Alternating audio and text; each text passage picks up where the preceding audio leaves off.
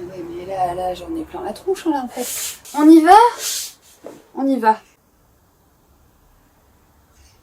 Bon, bah, tout est dit, quoi.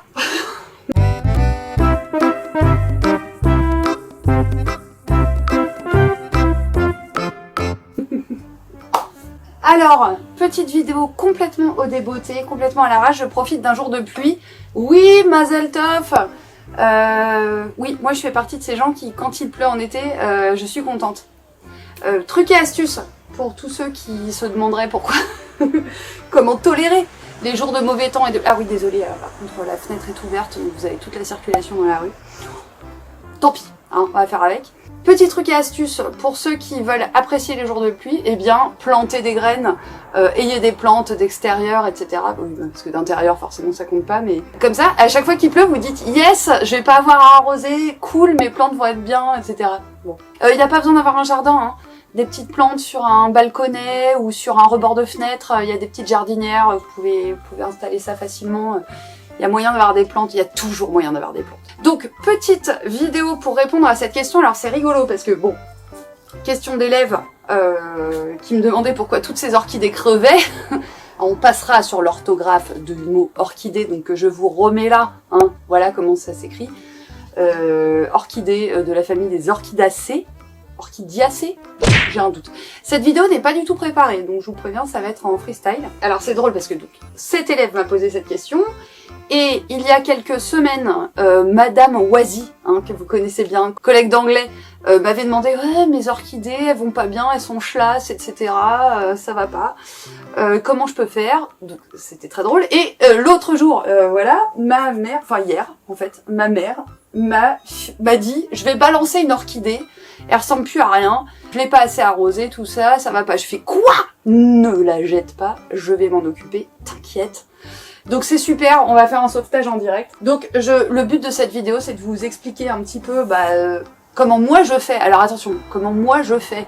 Hein, c'est peut-être pas universel comme méthode, mais enfin, ça marche vachement bien. Donc je vais vous expliquer comment je fais pour maintenir en vie mes orchidées et même les faire refleurir, un truc de dingue, sans l'emporticole, sans rien du tout. Hein, vraiment...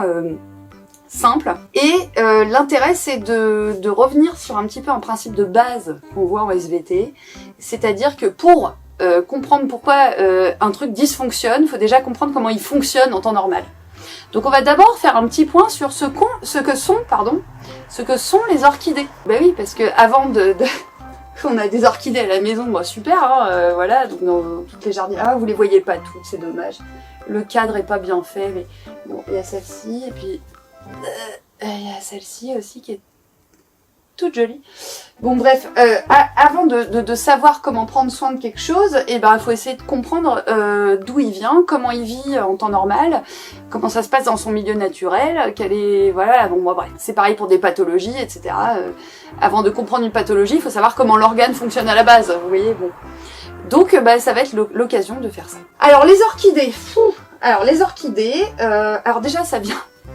J'ai découvert ça en préparant oui, j'ai un tout petit peu, très rapidement préparé cette vidéo.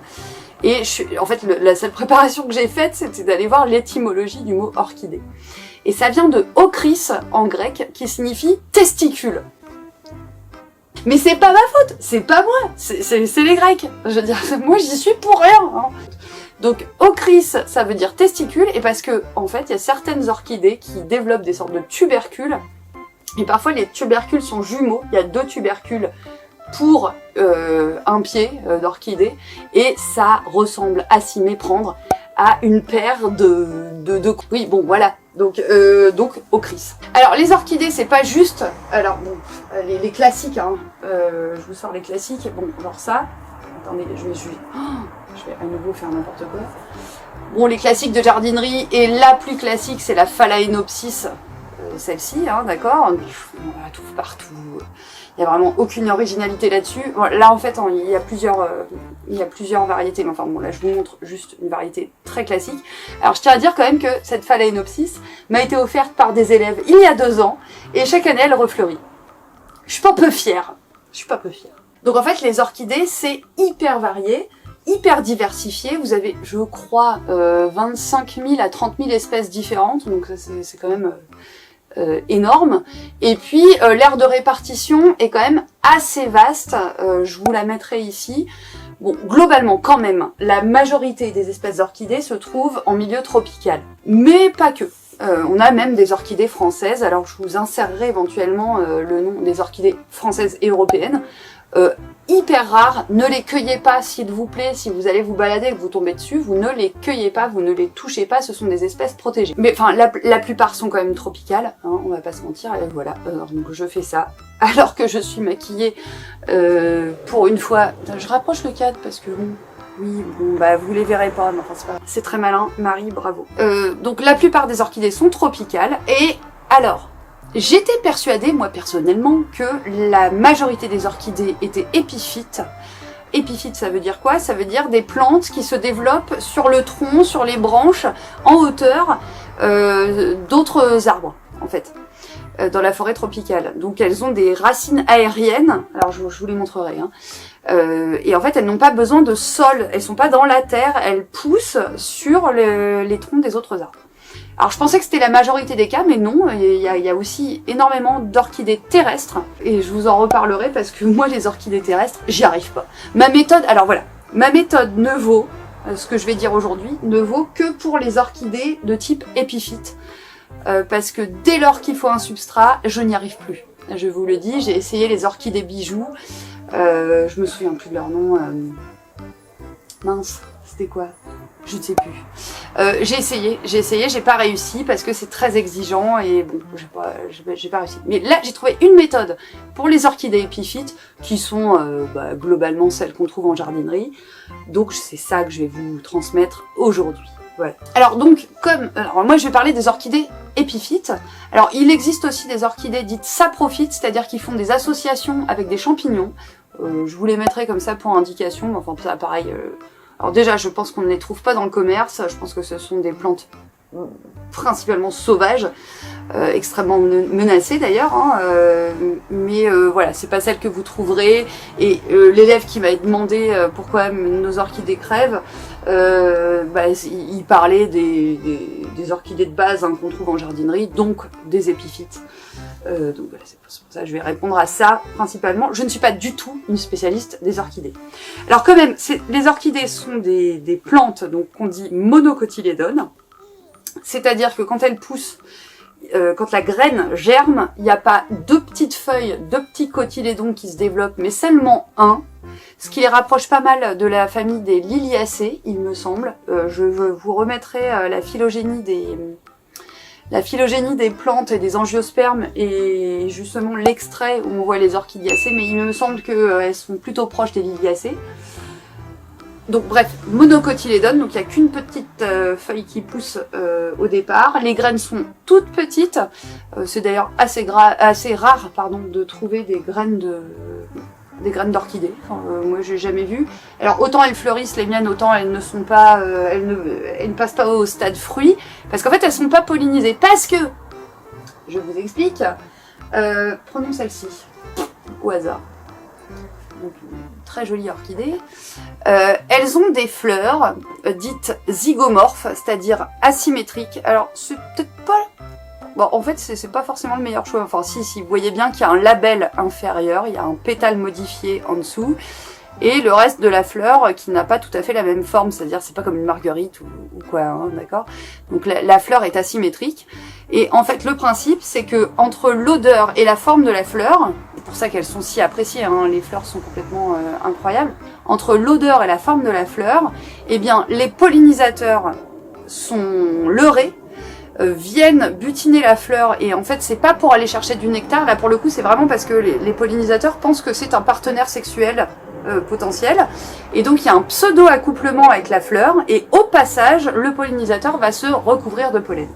Bon, il se trouve que dans nos contrées, c'est-à-dire le Mordor, l'Île-de-France, on n'a pas les pollinisateurs naturels des orchidées, donc du coup bah ça marche pas, hein. Et donc alors bon, peut-être il y a des gens qui arrivent. Comment ça, carte mémoire pleine? Mais pas du tout. Non mais pas du tout. Je viens de la vider. Donc non, c'est pas possible. On reprend. Bon, bref, alors je sais plus du tout ce que je racontais. J'ai été coupée par ma carte mémoire. Donc, qu'est-ce que j'ai raconté?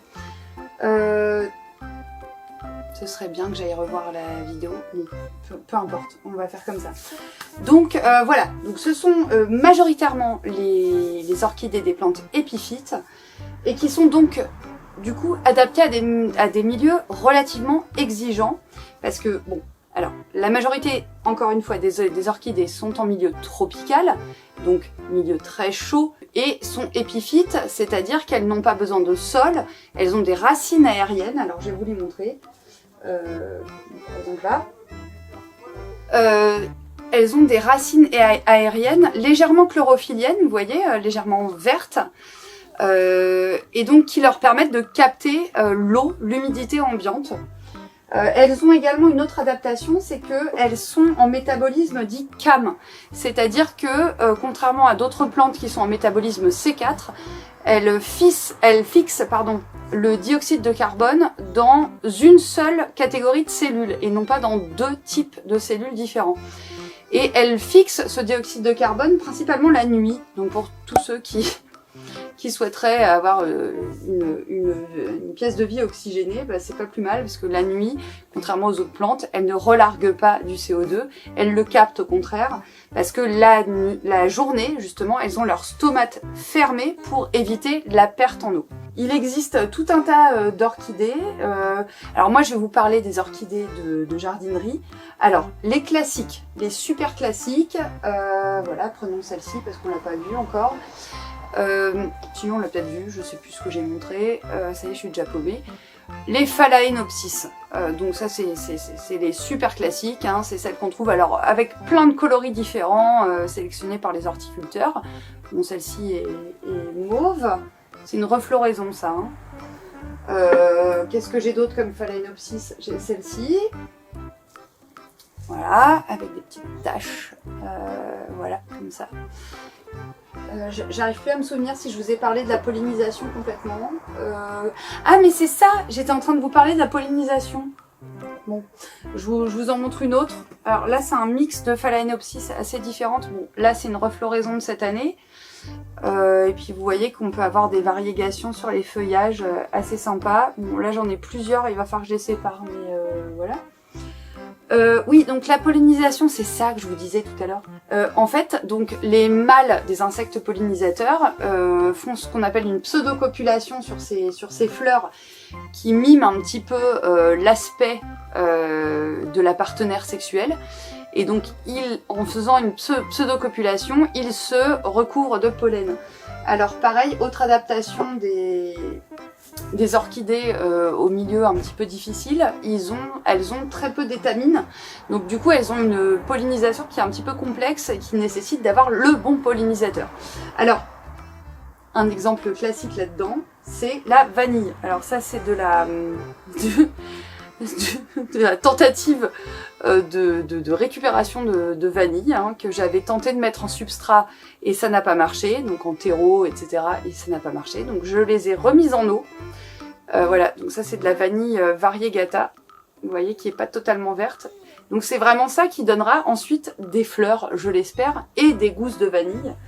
Mais des gousses de vanille, je peux toujours rêver parce que j'ai pas le pollinisateur qui va bien en Île-de-France, évidemment. Alors comment que je fais pour faire en sorte que mes orchidées refleurissent sans faire des trucs trop compliqués?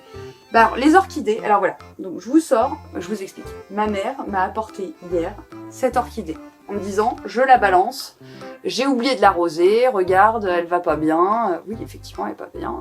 Bon, ok. Et du coup, je la jette. Je lui dis mais jamais de la vie, maman. Enfin, tu rigoles ou quoi?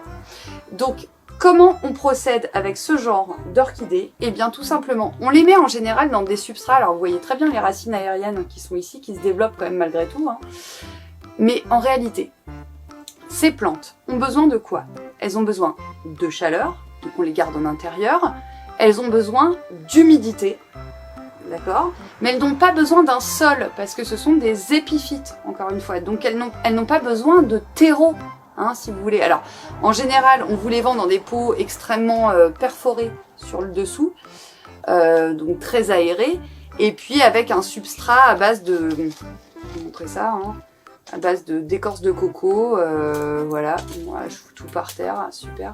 C'est pas du terreau, hein, d'accord, mais quand bien même, on est quand même loin de leur lieu de vie habituel. Donc qu'est-ce qu'il faut pour une épiphyte? Il faut de l'humidité, parce que dans les régions tropicales il y en a, de la chaleur, et pas forcément tant de lumière que ça.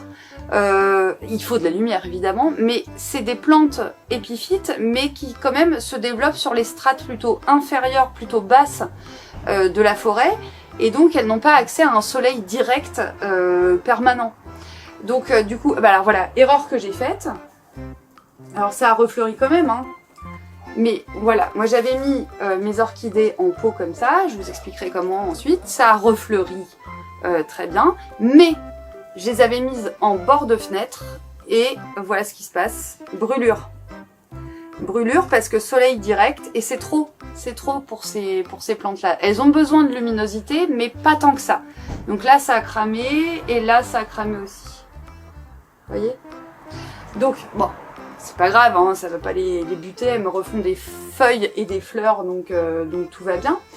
Mais comment on procède? Alors, voilà, quand vous les achetez en jardinerie, elles sont dans des pots comme ça. Elles ont en général des tuteurs en plastique. Bon, là, je les ai gardées, vous voyez, parce que ça m'aide à les stabiliser. Voilà, vous voyez, le tuteur en plastique, je l'ai gardé. Bon, c'est pas très esthétique, mais voilà. Je l'ai fait quand même, parce que sinon, la hampe florale se casse la gueule, et donc c'est pas terrible. Alors, comment qu'on fait? Je vais essayer de le faire en direct avec un bac. Eh bien, on sort son orchidée du pot. Voilà, on en fout partout, parce que sinon, c'est pas rigolo.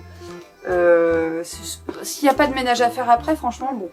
Et donc, vous voyez, les racines aériennes sont complètement prises dans ce substrat, mais pour autant, la plante, bah, elle fait un peu la gueule. Bon, là, elle est en fin de floraison. Puis surtout, voilà, ces feuilles sont molles, elles sont plus en turgescence, elles sont en plasmolyse. Et donc, pour ça, il y a une solution radicale. Donc, on vire tout le substrat. Alors, je vous montre ça, je suis en train d'en foutre partout, hein, littéralement. Bon, j'ai voilà. J'ai la petite cuvette en dessous, mais enfin quand même. Et là, on voit que les racines aériennes, bon, elles sont vertes, mais elles sont, je sais pas si vous verrez, elles sont quand même vachement sèches. Ce qui n'est pas normal. Elles sont censées être hydratées. C'est par là que la plante va prendre l'humidité. Je vous rappelle qu'elle pousse sur le tronc d'un arbre. Elle n'a pas de terre. Et donc, il faut qu'elle pompe toute l'humidité par ses racines aériennes. En général, il reste, alors je vous le dis, hein, il reste un petit manchon. J'en fous partout, c'est une catastrophe. De début de culture, c'est ça là. Vous voyez? En fait, ça a été cultivé dans un tout petit pot au départ. Ils se sont pas fait chier, les gars. Ils n'ont pas viré le substrat de départ. Ils l'ont laissé tel quel. Et après, ils ont remis du substrat, donc les racines se sont développées. Donc, vous virez ça. Vous virez ça délicatement, évidemment. Le but n'est pas de tout arracher. Donc, vous virez le petit manchon. Je sais pas si vous voyez ce que je fais. Je retire des morceaux entiers, là. C'est une sorte de tourbe. Vous voyez, c'est ça. Ça n'a rien à faire là. Enfin, je veux dire, ces plantes-là ne vivent pas comme ça. On est encore... Alors là, je reviens sur le commentaire de quelqu'un qui m'a dit... que ça a fait rire quand j'ai dit « Mais ces plantes tropicales n'ont rien à foutre chez nous. » Mais oui, bon, on s'acharne à vouloir faire pousser des plantes chez nous parce que c'est chouette, hein, on comprend bien. Mais enfin, il faut quand même essayer de comprendre un petit peu comment elles fonctionnent au naturel. Même si c'est des plantes sélectionnées, des croisements, etc., il y a quand même une base, enfin je veux dire, c'est quand même des plantes qui ne sont pas des plantes de milieu tempéré, donc bon. Donc une fois qu'on a bien viré le substrat comme ça, alors moi en général je rince au robinet. Là c'est pas trop nécessaire de le faire. J'hésite pas à retirer, pardon vous ne voyez plus, j'hésite pas à retirer les... Ah bah voilà. Les feuilles sèches, les feuilles à moitié cramées, bon, comme ça, je les retire. Parce que bon, probablement, elles ne serviront plus à la photosynthèse. Celle-ci, honnêtement, elle est limite. Je pourrais presque la virer. Attendez. Il faudrait que je fasse ça avec un ciseau désinfecté à l'alcool. Mais... Voilà, celle-ci, elle ne servira plus à rien.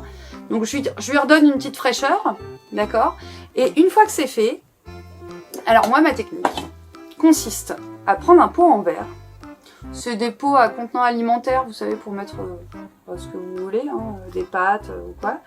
Et donc je mets les racines aériennes là-dedans. Et je ne les noie pas d'eau, c'est pas le but. Je la mets, en fait, voilà, je mets la plante légèrement en suspens comme ça. Et au fond, je mets de l'eau du robinet. Enfin, clairement. Bon, alors, il y en a qui expliquent qu'il faut de l'eau de pluie, ou alors de l'eau déminéralisée, je vois pas pourquoi, parce que dans ces pays-là, elles ont de l'eau de pluie qui est minéralisée, donc il n'y a pas vraiment de raison. Hein. Donc, je fous, pas beaucoup, bah ouais, je m'en fous plein de jeans, hein, normal. Un fond d'eau, juste pour que les racines terminales trempent dedans. Je sais pas si vous voyez. Mais vraiment pas beaucoup. Et pour être sûr qu'il n'y ait pas trop d'évaporation, je mets là-dessus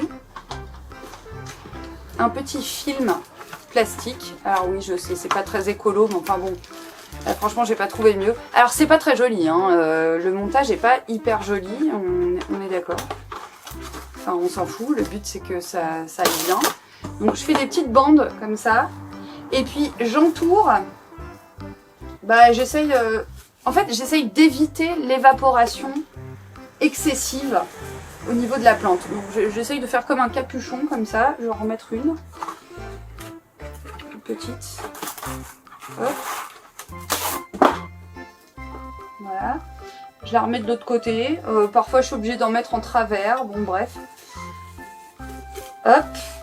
Donc, histoire qu'il y ait une atmosphère relativement humide au niveau des racines, mais que ce soit pas baigné dans l'eau et dans la terre qui amène aussi des micro-organismes, des champignons, etc. et qui amène à la moisissure éventuellement de la plante. Donc c'est pas ça qu'on veut, hein. Ce qu'on veut c'est que la plante soit juste dans une atmosphère chaude et humide au niveau de ses racines. Donc voilà ce que ça donne. Oui, c'est tout con, hein. C'est tout con. Et il y a vraiment juste l'extrémité des racines qui baignent dedans. Et ça suffit. Et écoutez, de fait, c'est une méthode qui marche. Pour les orchidées épiphytes, hein, pas pour les orchidées terrestres, là, faut faire des terrariums, faut mettre sous cloche et tout, c'est tout un truc. Vous voyez, celle-ci, quand je l'ai mise, en fait, ça en est plusieurs. Quand je les ai mises, il y avait quelques racines qui affleuraient l'eau, et puis maintenant, voilà ce que ça donne. Et ça refleurit. Ça refleurit complètement. Alors après, l'exposition, faites pas comme moi, mettez pas sur un rebord de fenêtre avec soleil direct parce que ça fait des cramages comme ça. Donc bon, ça n'empêche pas qu'il y ait des nouvelles feuilles qui poussent, etc. Elles étaient toutes en PLS, hein, elles étaient toutes au bord de la mort hein, quand je les ai mises là-dedans. Voilà, bon, évitez ça. Quand la floraison est passée, et là ça va bientôt être le cas, je pense pour celle-ci, pas hésiter à couper au-dessus d'un nœud. Vous voyez, les nœuds, on les repère parce qu'il y a des... Je sais pas si vous allez voir, des petites écailles comme ça. Alors, ne coupez pas, en fait, ne coupez pas trop haut, parce que si vous coupez trop haut, à partir du nœud, ça va repartir et ça va faire des branches un petit peu cheloues. C'est ce qui s'est passé pour celle-ci. Plutôt que de couper au niveau de ce nœud, j'ai coupé bien plus haut, c'est-à-dire au niveau de ce nœud, et du coup, à partir de là, elle m'a refait une hampe florale, qui est très belle, hein, d'accord, mais du coup, après, ça fait une... Vous voyez? Bon, c'est pas forcément très joli. C'est juste pour des questions d'esthétique, hein. Une fois que la floraison est passée, là, clairement, là, les feuilles, elles tiennent plus, les fleurs, elles tiennent plus, hein. Je repère les nœuds du bas, genre ceux-là, vous voyez, des petites écailles, là, et puis je coupe au-dessus. Je coupe au-dessus et puis l'année d'après, ça va repartir par là. Voilà. Alors oui, quand même, petite note, parce que j'ai oublié de le faire en intro de vidéo. Vous le savez, Attendez, je me rapproche. Oui, alors, vous le savez ou pas, je ne suis pas vraiment les informations. C'est un truc que j'ai un peu arrêté de faire au moment du Covid, etc. Parce que, en vrai, je suis en train de ramasser toutes les merdes par terre. En vrai, ça me déprimait et voilà, je me disais que l'information viendrait à moi de toute façon, donc j'avais pas envie de m'exposer à ça parce que je trouve que le monde dans lequel on vit n'est pas toujours n'est pas toujours hyper rassurant et hyper agréable. Bon, mais je me dois quand même, parce que c'est une vidéo à destination de mes élèves, et donc je me dois quand même de faire un petit point sur l'actualité. Je vais pas vous dire quoi faire, je vais pas vous dire quoi penser, etc. Vous êtes des esprits libres et donc vous êtes tout à fait en mesure de vous faire votre opinion, il me semble. Et puis on œuvre toute l'année pour ça. Mais il y a juste un truc que je vais vous rajouter. Voilà, ce sera ma seule intervention sur ce qui se passe en ce moment. Vous êtes au courant, hein, voilà. Vous êtes au courant des émeutes, vous êtes au courant de la colère, vous êtes au courant de tout ce qui se passe dans la rue en ce moment. Il y avait un philosophe grec, un poète dramatique grec, Échille, qui disait « La violence engendre la violence ». Voilà. Je pense que je vais vous laisser méditer ça. C'est tout ce que j'ai à vous dire. Faites pas les cons. Faites pas les cons. Ne vous mettez pas en danger. Les choses ne se règlent jamais dans le sang et les larmes. Ça n'engendre que plus de sang et plus de larmes. Et ça, l'histoire nous l'apprend. Enfin, il y a qu'à remonter un peu le fil du temps et on s'en rend compte. Ça n'a jamais rien réglé. Jamais. Donc, écoutez, j'en dirai pas plus, mais sachez que je pense très fort à vous et que j'espère que vous en ressortirez pas trop éméché, pas trop atteint, pas trop blessé. C'est très violent ce que vous vivez en ce moment, ce qu'on vit tous. C'est terrible, mais encore une fois, la violence engendre la violence. Donc ne tombez pas dans ce panneau-là. S'il vous plaît, ne tombez pas dans ce panneau-là. Voilà, c'est une drôle de conclusion. On était sur une vidéo fleur, on était sur une vidéo... le bonheur dans un pot d'eau, quoi. Mais voilà, bon, je pouvais pas faire l'impasse là-dessus. Donc écoutez, je pense tous à vous, enfin je pense très fort à vous tous. Et vous savez qu'on est là, que vous pouvez compter sur nous. Et que les grands, c'est pas que des gros méchants. Voilà. Parfois on est là aussi pour les plus jeunes et c'est a priori notre rôle premier, hein, de vous aider, de vous soutenir. Donc voilà. Prenez soin de vous. Je vous embrasse très fort et je vous dis à la prochaine.